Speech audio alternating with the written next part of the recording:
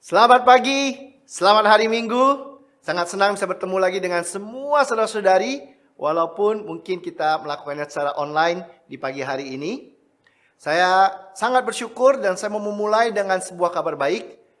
Seperti kita ketahui sebagai satu jemaat seluruh Nusantara, kita melakukan pembaruan komitmen sebagai anggota daripada keluarga Allah. Atau kita sebut sebagai membership commitment renewal minggu yang lalu. Kabar baiknya, lebih daripada 99,5% mereka semua bersedia untuk kembalikan hati mereka dan mau hidup terus di dalam kerajaan Tuhan dan hidup mengasihi Tuhan. So itu kabar baik yang luar biasa. Dan saya sangat menanti-nantikan apa yang Tuhan akan lakukan melalui kehidupan daripada kita semua di sini. Pagi ini sebelum kita masuk firman Tuhan, mari kita bersatu dalam doa.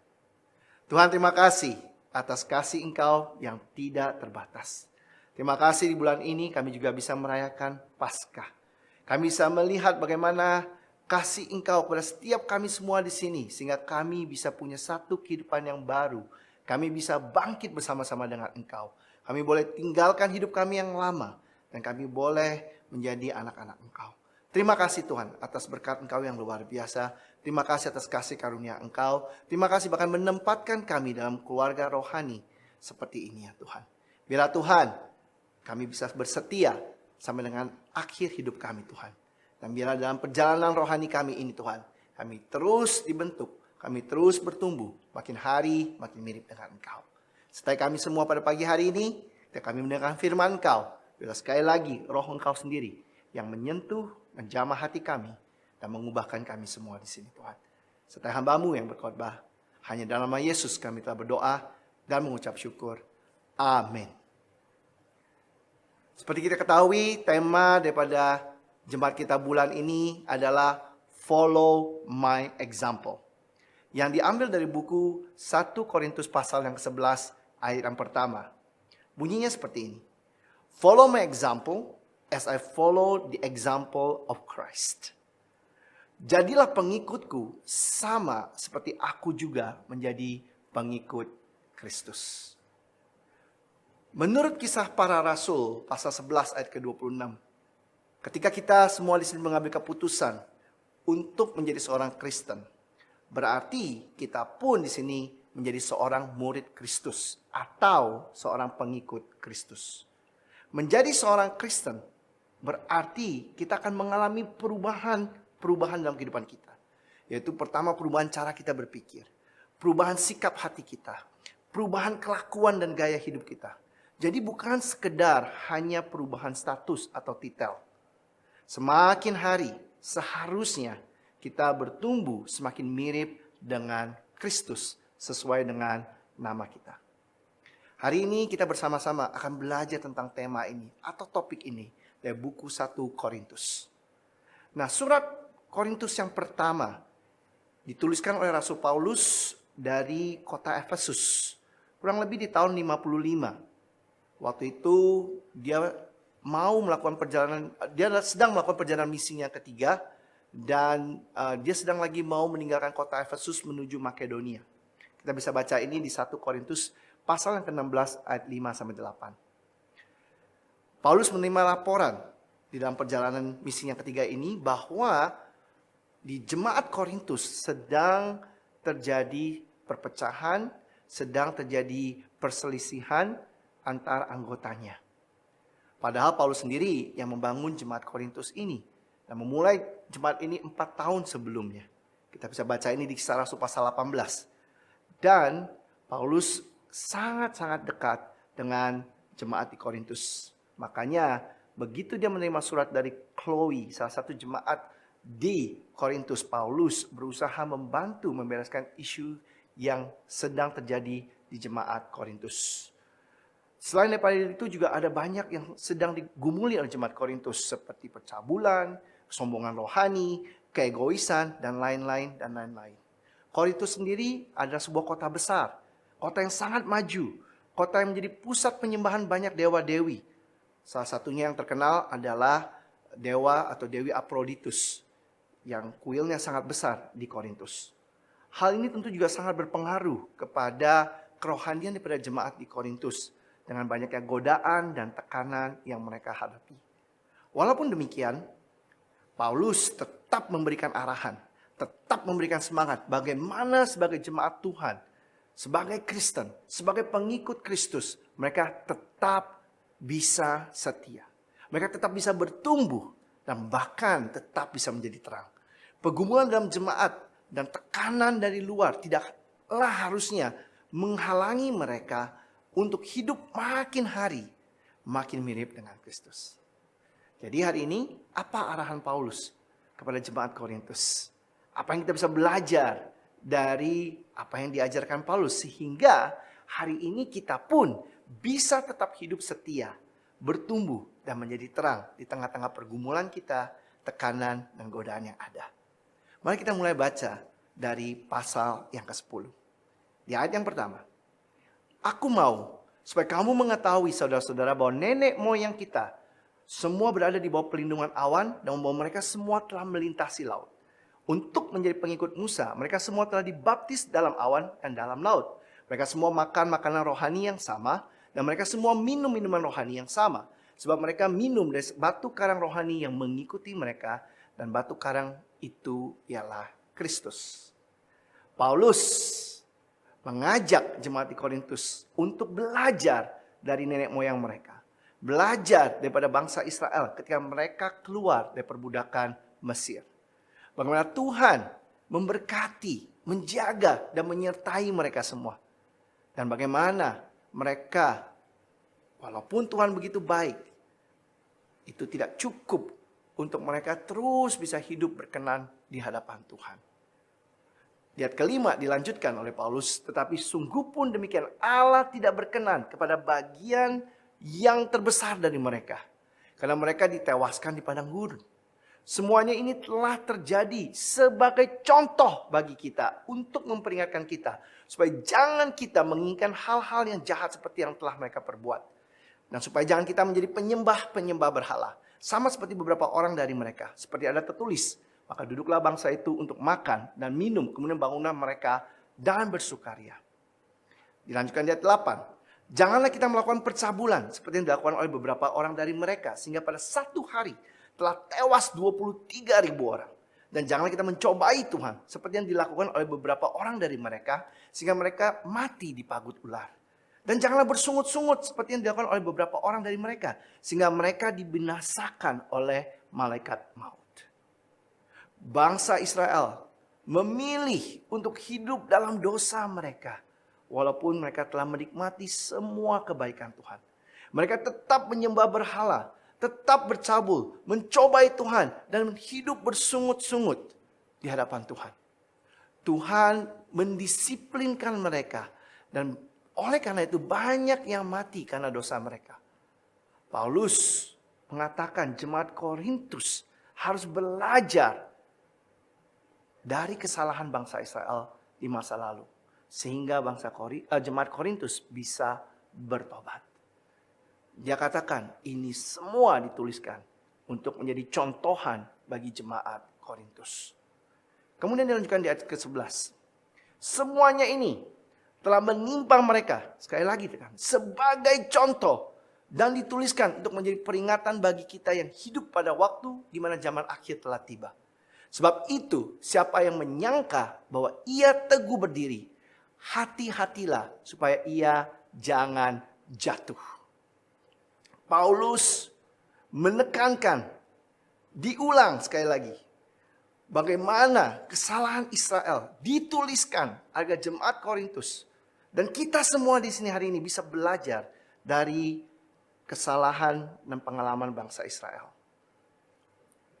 Seringkali karena kita di sini merasakan kebaikan Tuhan dan penyertaan Tuhan dalam hidup kita, kita merasa semua baik-baik saja. Kita bisa berpikir bahwa kita ini kuat dan teguh. Kita bisa berpikir bahwa kita hari ini tidak akan menjadi lemah. Kita bisa berpikir bahwa kita tidak akan jatuh. Kita bisa menjadi tidak hati-hati. Dan akhirnya malah jatuh dalam kesalahan yang sama seperti bangsa Israel. Paulus mau jemaat di Korintus dan setiap kita semua di sini hari ini untuk tidak berasumsi akan kondisi rohani daripada kita. Tapi benar-benar memeriksa, melakukan evaluasi supaya kita berjaga-jaga dan kita hari ini tidak jatuh. Paulus sendiri, dia tidak mau berasumsi dengan kondisi rohaninya. Dia gambarkan kehidupan rohaninya seperti sebuah pertandingan iman. Di beberapa ayat, bahkan sebelum pasal 10, di pasal 9, Paulus katakan demikian. Kita mulai dari ayat 25. Tiap-tiap orang yang turut mengambil bagian dalam pertandingan, menguasai dirinya dalam segala hal. Mereka berbuat demikian untuk memperoleh suatu mahkota yang fana. Tapi kita untuk memperoleh suatu mahkota yang abadi. Sebab itu aku tidak berlari tanpa tujuan. Dan aku bukan petinju yang sembarangan saja memukul. Tapi aku melatih tubuhku dan menguasai seluruhnya. Supaya sesudah memberitakan Injil kepada orang lain, jangan aku sendiri ditolak. Paulus tidak mau berasumsi. Dia tidak mau karena merasa sudah memberitakan Injil kepada orang lain. Dia sudah melayani Tuhan. Dia sudah bekerja keras. Dia bisa berpikir dia sudah baik-baik saja dan aman. Dikatakan dia tidak mau ketika sesudah dia memberitakan Injil kepada orang lain, dirinya sendiri ditolak. Kata ditolak di bahasa Yunani adalah adokimos. Ya, yang artinya disqualified atau tested but not approved. Setelah diuji dan itu ditolak atau rejected. Kata yang sama, kata adokimos ini juga dipakai di buku Titus untuk menggambarkan hal yang sama sebenarnya. Mari kita lihat sama-sama apa yang dikatakan di Titus pasal 1 ayat yang ke-16. Mereka mengaku mengenal Allah, tapi dengan perbuatan mereka menyangkal Dia. Mereka keji dan durhaka dan tidak sanggup berbuat sesuatu yang baik. Nah, dalam bahasa Yunaninya lebih tepat bunyinya adalah begini. Perbuatan baiknya tidak ada yang diterima. Oke, atau perbuatan baiknya itu disqualified. Tested but not approved. Walaupun mereka mengenal Tuhan, tetapi perbuatan mereka malah menyangkal Tuhan. Bahkan perbuatan baik mereka dianggap tidak berkenan. Disqualified bagi Tuhan. Brothers sisters, Bapak Ibu yang saya kasihi. Berapa sering kita punya sikap seperti Paulus yang mau mengambil waktu untuk mengevaluasi diri kita sendiri. Hari ini apakah kita masih hidup betul nggak berkenan di hadapan Tuhan? Apakah kita hari ini hidup menggambarkan seseorang yang mengenal Tuhan, bukan cuma kita mengaku mengenal Tuhan? Gampang sekali. Sekali lagi saya tekankan, karena segala sesuatunya baik-baik saja dan kita masih menikmati segala berkat Tuhan, kita menjadi lengah secara rohani. Saya percaya evaluation turns assumption into assurance. Proses evaluasi diri akan mengubah asumsi menjadi sebuah kepastian. Saya mengajak Bapak Ibu Saudari, jangan kita asumsi dalam kondisi rohani kita. Tapi mari kita evaluasi sehingga kita bisa yakin pasti dengan kondisi daripada rohani kita. Saya sangat bersyukur selama 6 minggu di proses persiapan MCR atau Membership Commitment Renewal kita. Saya secara pribadi diingatkan lagi akan siapa saya di dalam Tuhan. Saya diingatkan lagi bagaimana harusnya saya hidup. Dan bagaimana saya harusnya mencerminkan siapa diri saya sesungguhnya. Saya diingatkan lagi untuk melihat hidup saya lebih dalam. Ke hati saya, ke motivasi saya. Sehingga saya tahu hari ini area mana yang harus saya perbaiki di dalam Tuhan. Saya bisa melihat di area mana saya mulai kompromi, hal mana saya mulai hanyut, area-area mana saya harus bertobat. Hari ini saya tidak mau berasumsi. Bukan karena Tuhan penuh dengan kasih karunia, berarti saya boleh hidup semau saya. Malah seharusnya kasih karunia Tuhan membuat saya semakin mau hidup benar di hadapan Tuhan. Bapak Ibu Saudari yang saya kasihi, Kapan terakhir kali kita berhenti sejenak dan melakukan evaluasi? Kita menyelidiki hidup kita, kondisi rohani kita di hadapan Tuhan. Kapan terakhir kali kita membuka firman Tuhan dan kita biarkan sekali lagi firman Tuhan itu menjadi cermin dan membantu kita hari ini untuk bisa melihat dengan jelas kondisi kita yang sesungguhnya.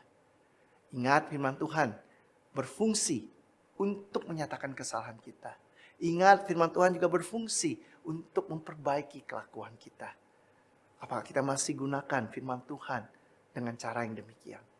Hari ini, kapan terakhir kali kita tanyakan orang-orang yang dekat dengan kita tentang hal-hal yang kita harus berubah?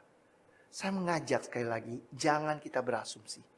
Tapi mari kita selalu pastikan bahwa hidup kita hari ini sesuai dengan pengharapan Tuhan. Berkenan kepada Tuhan. Ini yang bisa menjaga kita untuk setia dan terus bertumbuh di dalam Tuhan. Mari kita evaluasi diri kita secara senantiasa. Hal yang kedua yang Paulus mau kita belajar. Di 1 Korintus pasal 10 ayat yang ke-13. Pencobaan-pencobaan yang kamu alami ialah pencobaan-pencobaan biasa yang tidak melebihi kekuatan manusia. Sebab Allah setia dan karena itu Dia tidak akan membiarkan kamu dicobai melampaui kekuatanmu. Pada waktu kamu dicobai, Ia akan memberikan kepadamu jalan keluar sehingga kamu dapat menanggungnya. Paulus berusaha mengingatkan jemaat Korintus, jika mereka berjalan bersama Tuhan, tidak ada cobaan, tidak ada godaan yang mereka tidak sanggup hadapi ataupun atasi. Selalu ada yang namanya jalan keluar yang Tuhan sediakan. Mereka bisa menanggung apapun, baik itu tekanan, baik itu godaan, baik itu pencobaan, jika mereka hanya mau mencari jalan keluar yang Tuhan sediakan bagi mereka. Mereka bisa memilih untuk keluar atau tinggalkan, evacuate atau evakuasi, menyelamatkan diri mereka dari pencobaan-pencobaan tersebut. Karena apa? Karena Tuhan selalu sediakan jalan keluarnya. Kata yang Tuhan pakai untuk jalan keluar adalah exbasis, ya, yang artinya way out atau exit, ya. Seperti kita tahu, orang-orang yang mendesain gedung atau gedung seperti ini, ya, perlu mereka sediakan yang namanya exit atau exit door, ya, yang biasanya lambangnya hijau.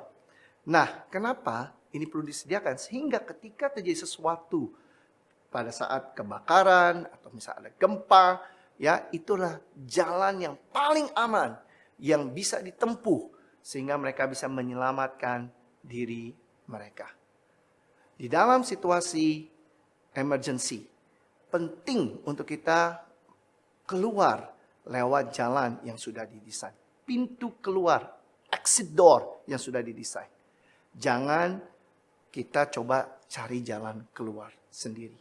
Karena kalau kita lakukan itu, malah kita akan membahayakan diri kita sendiri. Hari ini, itu juga yang Tuhan sebenarnya sediakan bagi kita semua. Ketika kita sedang mengalami pencobaan, ketika kita sedang mengalami godaan, ketika kita sedang mengalami tekanan, Tuhan siapkan jalan keluar, exbasis, exit, way out. Tapi pertanyaannya hari ini, apakah kita mencari jalan keluar tersebut? Ketika kita jatuh dalam pencobaan, dalam godaan, dalam tekanan, bagaimana responnya kita? Seringkali kita menyerah, seringkali kita mulai kompromi, seringkali kita mulai mencari jalan yang menurut kita paling aman. Hari ini kita cari tahu nggak sebenarnya jalan yang Tuhan sediakan yang mana? Apakah kita hari ini mulai melihat diri kita ini hanya sebuah korban daripada situasi yang ada? Betul, memang situasinya tidak mudah. Tapi janji Tuhan, Tuhan bilang Dia akan kasih jalan keluar. Sehingga kita bisa untuk tidak jatuh. Tapi pertanyaannya sekali lagi, kita cari nggak jalan keluar tersebut? Atau kita lebih mengasihani diri kita karena kita merasa diri kita adalah korban daripada situasi tersebut? Apakah kita hari ini bisa melihat adanya harapan? Atau kita di sini mulai pesimis dengan kondisi yang ada? Saya bertanya, ketika kita dicobai. Ketika kita sedang tergoda, ketika kita sedang dalam tekanan, kita datang ke Tuhan untuk jalan keluar atau tidak. Kita hari ini memilih nggak untuk mencari jalan yang benar? Kita hari ini meminta bantuan nggak dari saudara-saudari kita untuk akhirnya kita bisa tetap setia? Berani nggak kita terbuka tentang apa yang sebenarnya sedang kita gumuli, sedang terjadi di dalam kehidupan kita? Brothers sisters, saya mau katakan sekali lagi, sebenarnya kita semua di sini punya pilihan. Tuhan sendiri janji, Dia yang akan kasih kita jalan keluar. The exit door. Kita pasti bisa menyelamatkan diri kita. Pasti bisa untuk tidak jatuh di dalam pencobaan-pencobaan tersebut. Jika kita di sini mau mengambil exit door yang Tuhan sediakan. Kita tidak perlu jatuh. Kita tidak perlu melakukan kesalahan yang sama. Kita bisa keluar dan bisa hidup benar dan kudus di hadapan Tuhan. Hari ini sikap yang kita perlu punya. Kita harus berhenti memberikan alasan. Dan kita pilih yang benar. Don't look for the excuse we can make. Look for the exit God can give. Jangan buat alasan untuk diri kita. Tapi mari kita cari jalan keluar yang Tuhan sudah siapkan. Mari kita cari dan pilih jalan keluar yang Tuhan sudah siapkan bagi setiap kita semua di sini ketika kita sedang dicobai. Jika kita tidak tahu, hari ini jangan segan untuk berdoa dan minta wisdom daripada Tuhan. Jangan segan untuk kita di sini juga minta nasihat. Saya nggak tahu berapa banyak dan berapa sering nasihat yang diberikan kepada saya membantu saya untuk akhirnya bisa tetap di jalan yang benar. Walaupun godaan untuk kompromi, godaan untuk jatuh, godaan untuk melakukan yang salah itu sangat-sangat besar. Tapi saya bersyukur karena adanya jalan keluar yang Tuhan sediakan. Saya bisa memilih untuk bisa melakukan yang benar. Jangan biarkan kita hari ini kalah oleh godaan dan pencobaan yang ada. Tapi mari kita pilih untuk evakuasi diri kita melalui jalan yang Tuhan sudah sediakan bagi kita. Hal yang ketiga yang Paulus mau kita belajar. Di 1 Korintus pasal 10 ayat 31. Aku menjawab, jika engkau makan atau jika engkau minum atau jika engkau melakukan sesuatu yang lain, lakukanlah semuanya itu untuk kemuliaan Allah.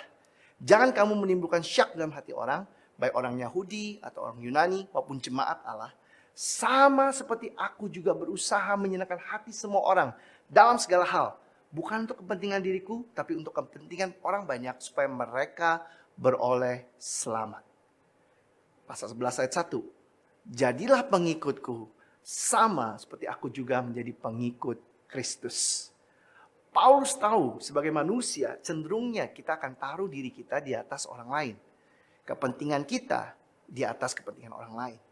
Apalagi ketika hak kita, kepentingan kita, kebebasan kita juga harus dibatasi oleh hati nurani orang lain. Itu bukanlah hal yang mudah. Paulus mengingatkan kepada jemaat Korintus bahwa hidup mereka bukan lagi untuk diri mereka sendiri. Tetapi hidup mereka harusnya adalah untuk kemuliaan Allah. Dan juga untuk kepentingan orang banyak. Sehingga lebih banyak orang bisa beroleh selamat. Paulus sendiri menjadi contoh, teladan dalam hal ini.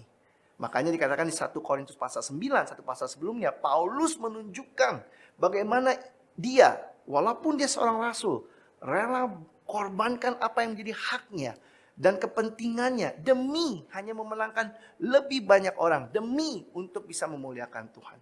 Dia sendiri belajar dan meneladani Yesus yang rela berkorban agar manusia bisa diselamatkan. Dan dia mengajak seluruh jemaat Korintus untuk belajar, untuk mencontohi, meneladani, emulate diri dia seperti dia pun meneladani Yesus. Maka kita baca juga di 1 Korintus pasal 4 ayat 15. Paulus katakan hal yang sama. Sebab sekalipun kamu mempunyai beribu-ribu pendidik dalam Kristus, kamu tidak mempunyai banyak bapa. Karena akulah yang dalam Kristus. Yesus telah menjadi bapamu oleh Injil yang kuberitakan kepadamu. Sebab itu aku menasihatkan kamu, turutilah teladanku. Justru itulah sebabnya aku mengirimkan kepadamu Timotius yang adalah anakku, yang kekasih, yang setia dalam Tuhan. Ia akan memperingatkan kamu akan hidup yang kuturuti dalam Kristus Yesus. Seperti yang kuajarkan di mana-mana dalam setiap jemaat.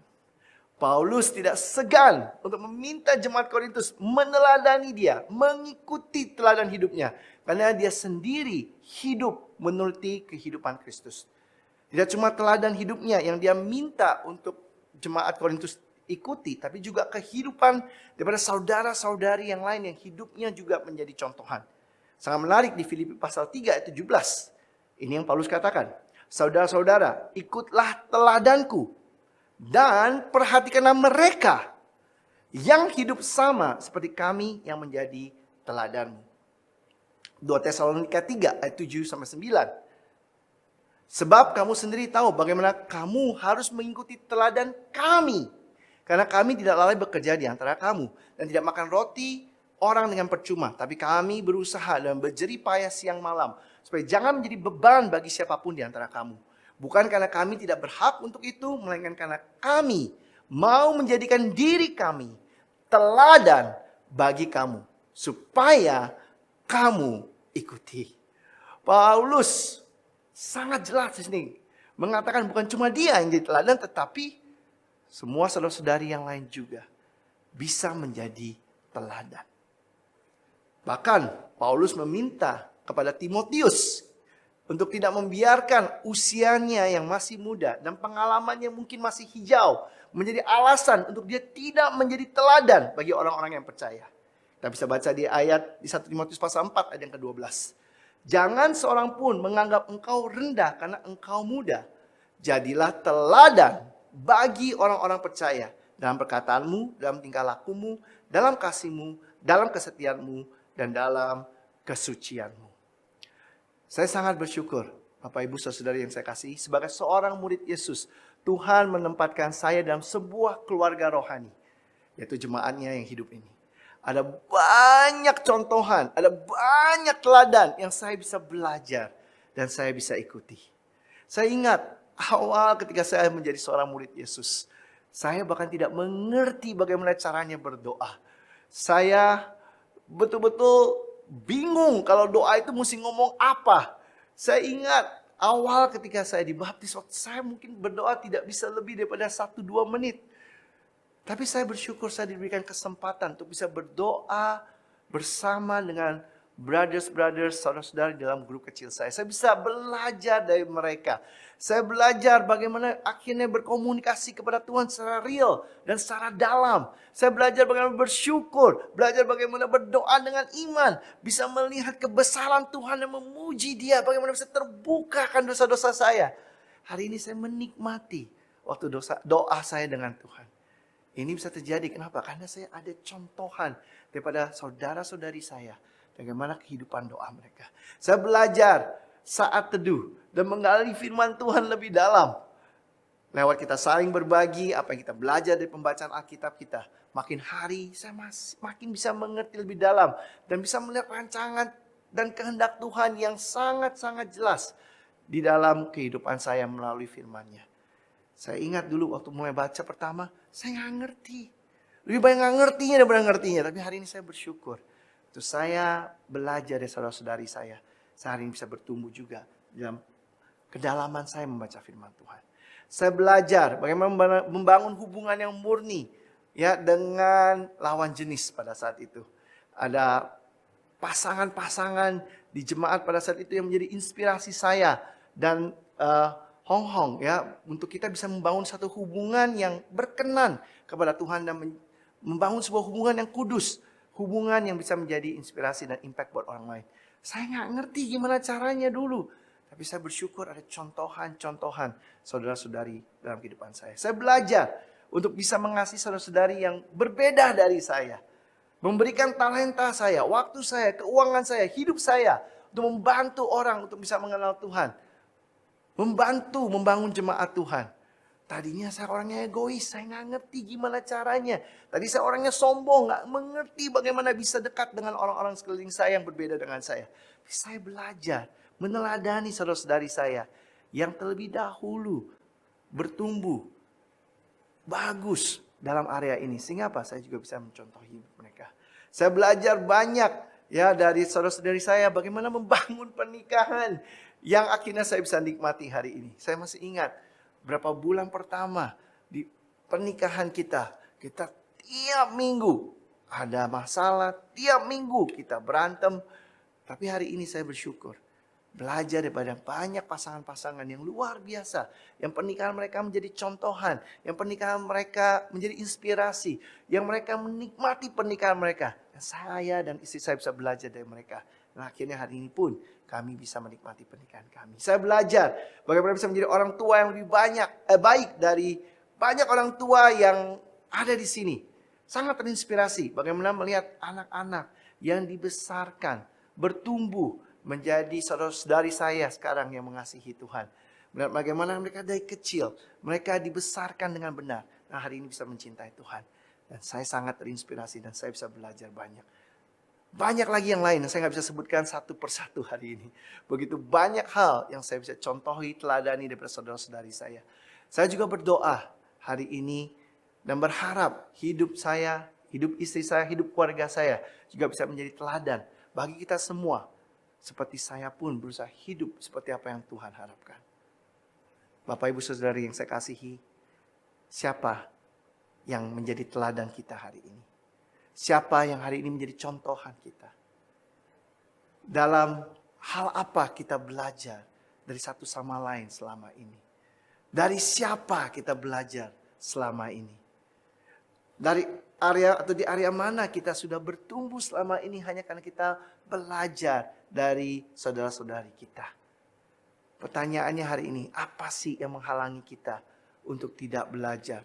Menghalangi kita untuk belajar dari saudara-saudari kita yang lain.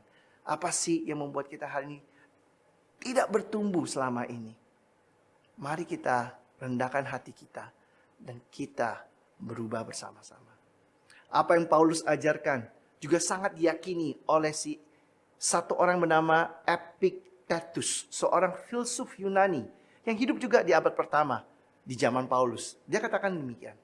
One of the best ways to elevate your character is to emulate worthy role models. Salah satu cara terbaik untuk kita bisa bertumbuh dalam karakter kita adalah dengan belajar dari orang-orang yang kita bisa teladani. Hari ini saya mengajak, mari kita buat list area di mana kita mau bertumbuh. Atau area-area yang kita merasa stuck selama ini. Hal yang kita merasa sulit untuk berubah. Mungkin di pernikahan kita, di parentingnya kita, disiplin keuangan kita, komunikasinya kita, area memberi kita, hubungan kita dengan keluarga, hubungan kita dengan Tuhan. Apa saja area yang kita merasa kita tidak bertumbuh. Kemudian saya mengajak kita coba cari saudara-saudari yang kuat di dalam area ini. Kalau kita nggak tahu, minta nasihat. Tanya kepada orang-orang yang tahu. Sehingga apa? Sehingga kita bisa mencontohi mereka.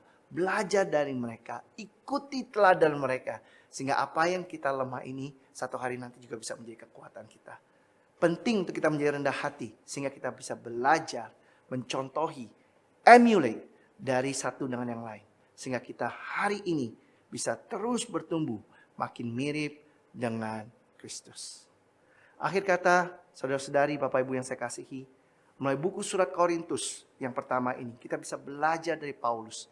Bagaimana seorang murid Yesus, walaupun ada godaan, tekanan, cobaan, tetap bisa bersetia, bertumbuh, dan menjadi terang di dalam tekanan dan godaan dunia ini.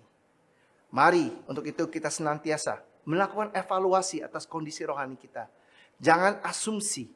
Jangan berpikir karena hidup kita baik-baik saja. Berarti kerohanian kita juga baik-baik saja. Kita perlu selalu pastikan. Di dalam Tuhan. Ya, kita hidup berkenan kepada Dia. Mari kita sendiri percaya bahwa tidak ada pencobaan yang melampaui kemampuan kita. Tuhan selalu sediakan jalan keluar. Jangan terima bahwa ada alasan ini, ada alasan itu. Bahwa kita hari ini tidak bisa atau tidak mungkin untuk hidup kudus. Kita harus bisa pilih untuk mengevakuasi diri kita. Mengambil jalan keluar yang Tuhan sudah sediakan. Tuhan sudah kasih exit door-nya. Kita bisa hidup sebagai pemenang. Dan mari kita sini senantiasa untuk bisa bertumbuh makin hari makin mirip dengan karakter Kristus. Untuk itu kita perlu di sini meneladani Paulus, meneladani saudara-saudari kita yang hidupnya menjadi contohan. Dan juga kita bisa terus belajar dan mengemulasi atau emulate satu dengan yang lainnya. Hanya dengan demikian kita bisa makin hari bertumbuh menjadi seperti apa yang Tuhan inginkan. Sebagai seorang murid Yesus sesuai dengan nama kita, mari kita tidak pernah berhenti belajar, bertumbuh makin hari makin mirip dengan Tuhan kita, Yesus Kristus yang adalah juru selamat kita yang hidup. Mari kita bersatu dalam doa.